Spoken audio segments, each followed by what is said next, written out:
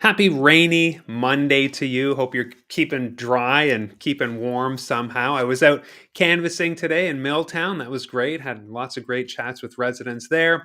And now I'm running home, doing my live for five, and then running off to our grand opening for our campaign office at 51 King Street, right in St. Stephen. It is the worst kind of miserable day for any sort of grand opening. But really, what we want to do is tell you that we are available. There are going to be regular hours posted every single afternoon. Somebody's going to be there Monday to Friday. So come on, say hi today or anytime after today in the afternoon to learn more about how we're bringing change to St. Croix.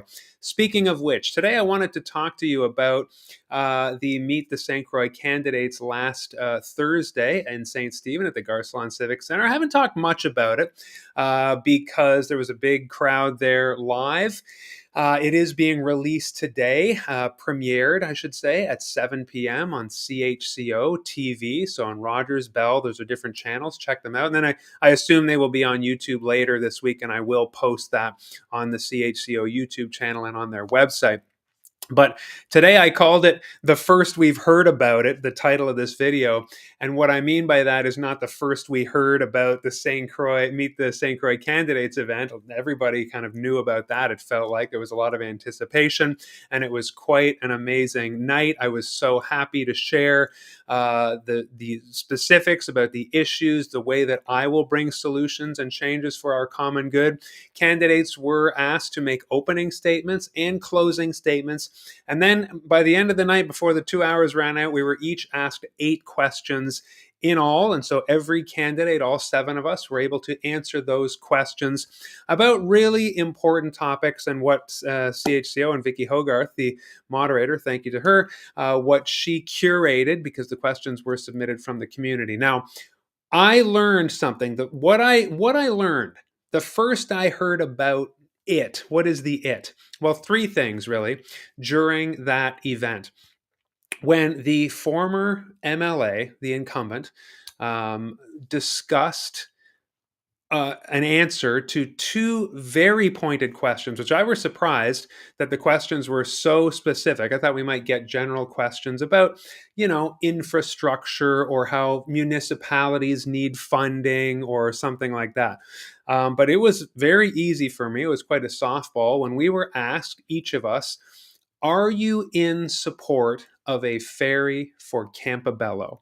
Now, if you've been watching me for any amount of time, this is 118 days in, 118 episodes in, you know that I have been for a ferry from the very beginning. I've been on Campobello. I've talked to people who were part of the ferry working group, knocking on doors. They have my sign on their lawns. David Coons, leader of the Green Party, was working on this, had a plan drawn up. We've talked about costing about $1.9 million a year, the same as we would connect any Canadian territory, any New Brunswick land to the rest via a highway, via a road, anything like that. Campobello is, of course, only connected through the US, and then the only other way in is by water, which is, of course, why that's an easy one. I support a ferry. Here's what shocked me about the answer of our former MLA, the incumbent, who hopes to win again. She is in favor of a ferry. And you could have knocked me over with a feather when I heard that, because I assumed that after 4 years of this MLA and 2 years of her predecessor before that, and David Coon working so hard on the plans for a ferry under the past government, and then, of course, when they won the majority, the Conservatives just threw that in a drawer and killed the plan altogether. I assumed that because nothing had happened, our MLA had been against the ferry. Okay, so this is an example of something where I assume that when we have the proper MLA of the current government, when we have the correct color, the correct party person, you're going to see things move forward. Needs that our riding has that are desperate, that people want, that when you survey, when you poll people on the island, it's 80+%.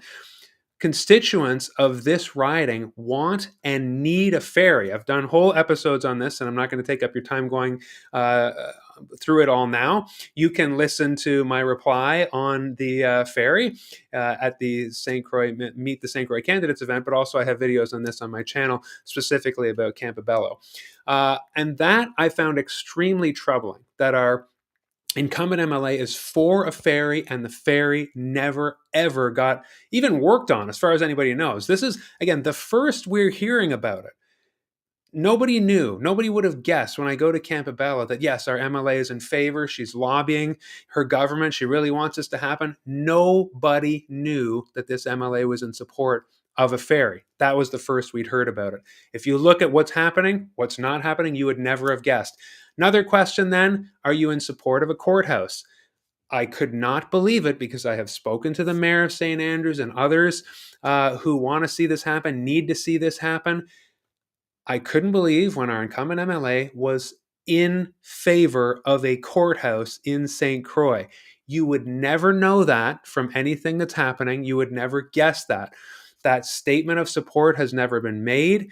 There's never been any work. The people who are primarily invested in justice in St. Croix didn't have any clue of that. And so this was totally news to me, I think other candidates, and of course people who would want to see the courthouse, who would benefit most from seeing the courthouse in St. Croix. That was never expressed by our current, our incumbent MLA, or past MLA for the last 4 years. And you wouldn't know from any work being done. So there's two reasons, only two explanations that I can think of. And the first is that our MLA is up in Fredericton working hard on it.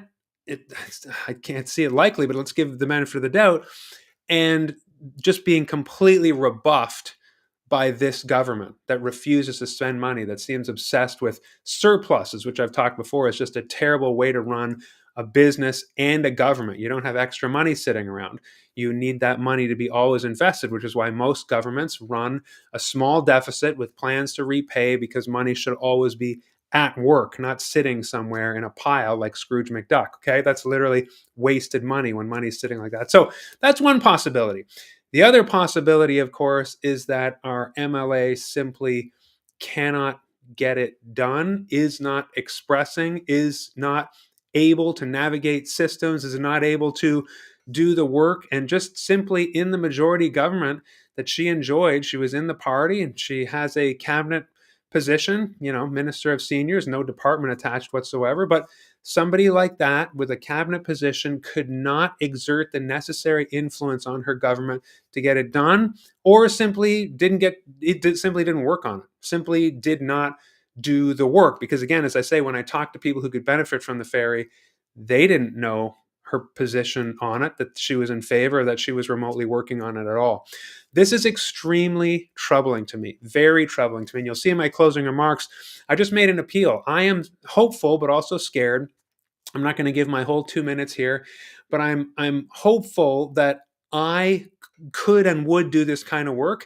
And I'm fearful that an MLA of one of those legacy parties, liberal or conservative, will get into government. Again, they're good people. They go up to Fredericton and they cannot break through the wall that their leader has set up for St. Croix. Rural services, the leader has an agenda, will not spend the money.